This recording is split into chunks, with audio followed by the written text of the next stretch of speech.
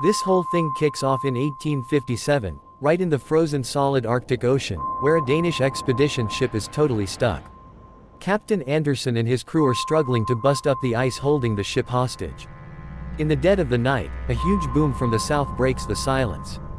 Anderson races over and finds a dude lying there weak, stabbed in the shoulder. That's Victor Frankenstein. But things get super tense when they hear a growl and see this massive, terrifying guy pop out of the dark. This thing attacks with brutal strength, like he's totally psycho. Anderson quickly yells for a rifle and manages to shoot the creature down. But Victor warns them, this thing can't die. Panicking, Anderson does something extreme and sinks the mysterious figure to the bottom of the icy ocean.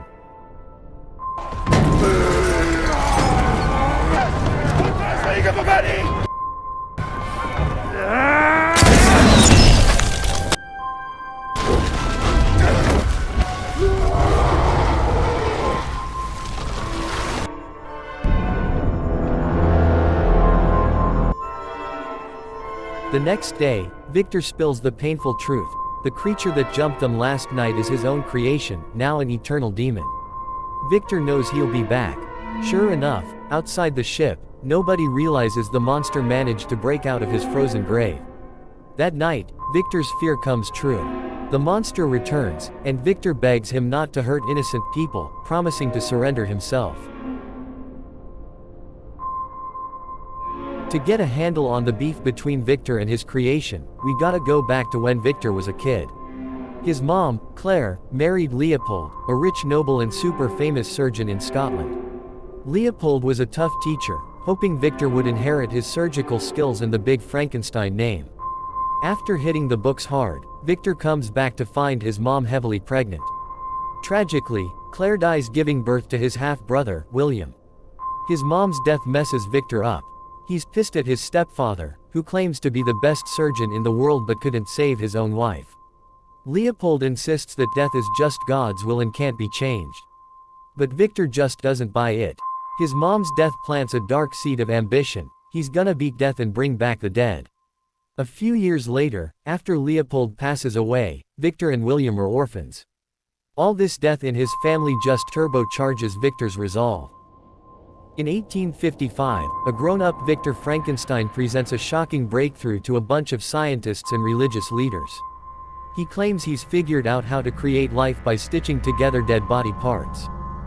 Observe the hair thin scars, no coarse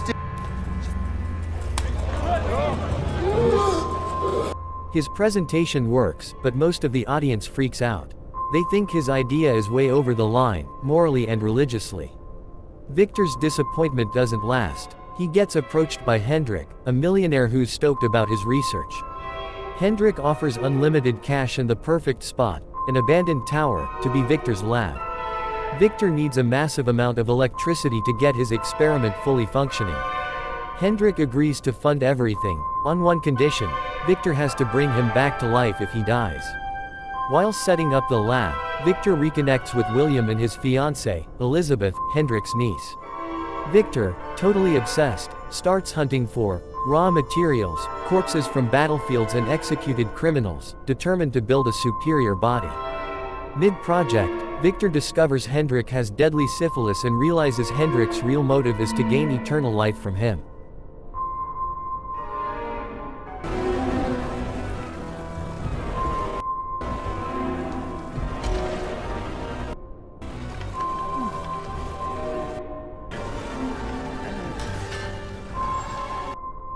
Victor refuses, saying Hendrik's body is too infected. During a heated fight, Hendrik falls, and Victor, blinded by his obsession, focuses on his experiment, leaving Hendrik to die. With the body parts all stitched up like a giant action figure, Victor uses a thunderstorm to pump in a huge electric charge.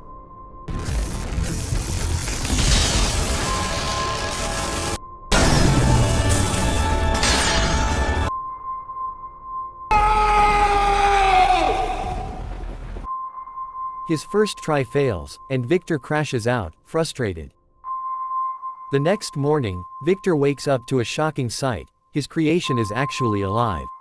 A thrilled Victor names him, or we'll just call him, the monster, and takes him to the basement to keep him safe. A few months later, Victor's happy to see the monster adapting, even showing crazy, Wolverine-like regeneration when hurt. One day, William and Elizabeth show up looking for Hendrik. Victor lies, saying his uncle left. But Elizabeth hears a weird noise from the basement and discovers the creature. Instead of being scared, Elizabeth feels a strange connection and tries to bond with him. Victor, freaking out, chains the monster up and warns Elizabeth off. Elizabeth gets mad at Victor instead, for creating life just to torture it. Victor, angry at the criticism, takes it out on the monster. The creature snaps and goes ballistic, making Victor realize he's created something dangerous. To cover up Hendrik's murder, Victor frames the monster, saying he's the killer. Victor gets William and Elizabeth to leave town while he plans to blow up the tower with a ton of homemade explosives. As Victor is setting up the explosives, Elizabeth gets a bad feeling and asks William to turn the carriage around. At the same time, Victor hesitates when he hears the monster calling his name. Still, the explosion goes off. Victor is badly hurt, but the monster gets away.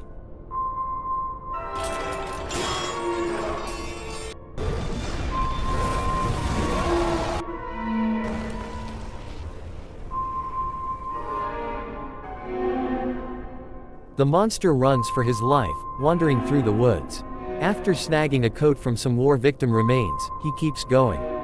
The creature actually has a soft spot, he's seen feeding a deer. But cruel treatment from people keeps stressing him out. He stumbles upon a rundown farm and decides to hide out there. From his hiding spot, he watches a family, an old man named David and his granddaughter, who are always showing affection. Secretly, the monster learns language from David as he teaches the little girl. Moved by their kindness, he starts helping the family without them knowing, stacking firewood and fixing the sheep pen. The family thinks they're being helped by a forest spirit. One day, wolves attack. David's sons decide to hunt the alpha wolf, terrorizing them. Knowing David is alone, the monster works up the nerve to meet him.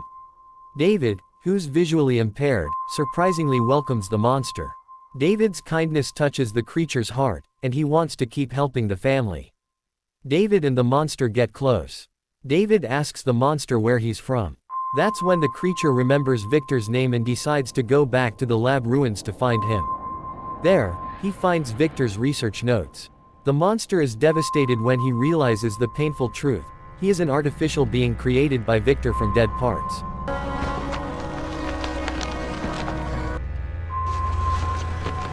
His hurt clone.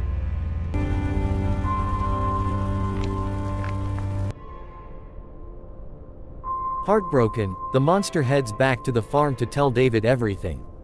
But he's too late. He finds a pack of wolves attacking David.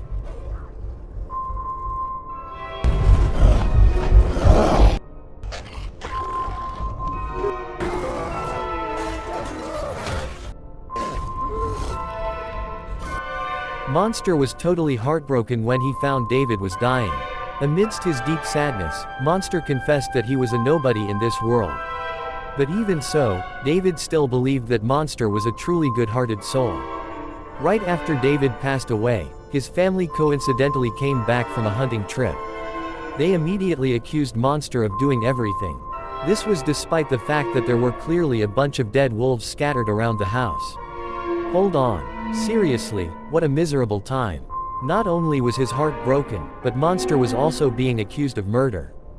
Turns out, besides having super fast regeneration, Monster was also immortal, he couldn't die. Death would actually be a gift. The scene shifts to Victor. After waking up from a nightmare, William showed up and told him that the night of his wedding party with Elizabeth was happening soon. And as we can see, after getting caught in an explosion, Victor has now lost one of his legs and has to use a prosthetic to get around. A short time later, Victor was getting ready when he suddenly felt weird about the balcony door being open. Victor was totally shocked when he realized Monster was alive. Without even saying, "Hi," Monster, who was lonely, asked Victor to create a companion for him, someone just like him. Especially since an immortal monster couldn't live alone forever. But Victor, with a heavy heart, immediately said no. He knew that creating Monster in the first place was a mistake. Not only that, if he fulfilled Monster's request for a wife, Victor was sure Monster would reproduce and create a lineage of mutants that would just keep multiplying. After his request was denied, a frustrated Monster started questioning why Victor had even created him. In the middle of the argument, Elizabeth was stunned to see Monster alive. Turns out, Elizabeth had been dealing with major grief after thinking Monster was gone.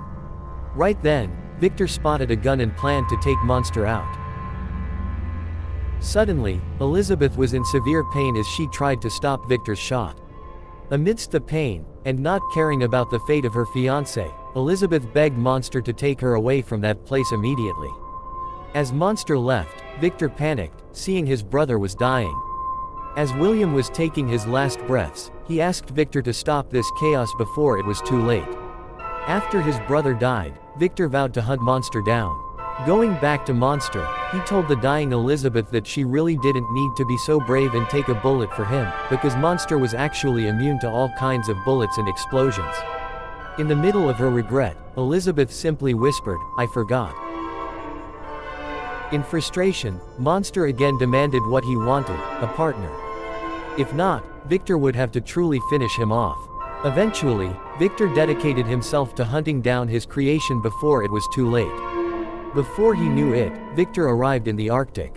A moment later, Victor saw Monster show up and immediately grabbed his weapon. After finding some dynamite, Monster, who wanted to die, asked Victor to light it up. But he warned Victor, if this dynamite couldn't kill him, Monster would hunt Victor until he died.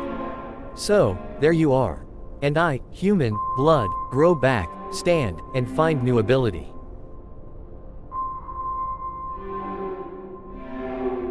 Turns out, the dynamite explosion couldn't destroy Monster.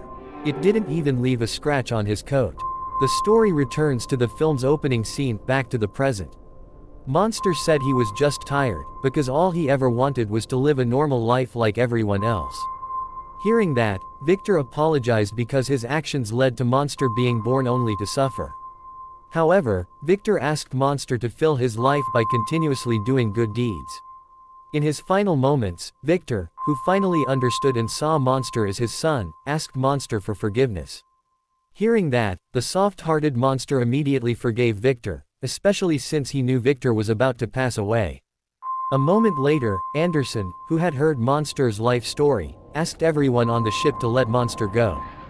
But before starting his adventure, Monster decided to help Anderson first.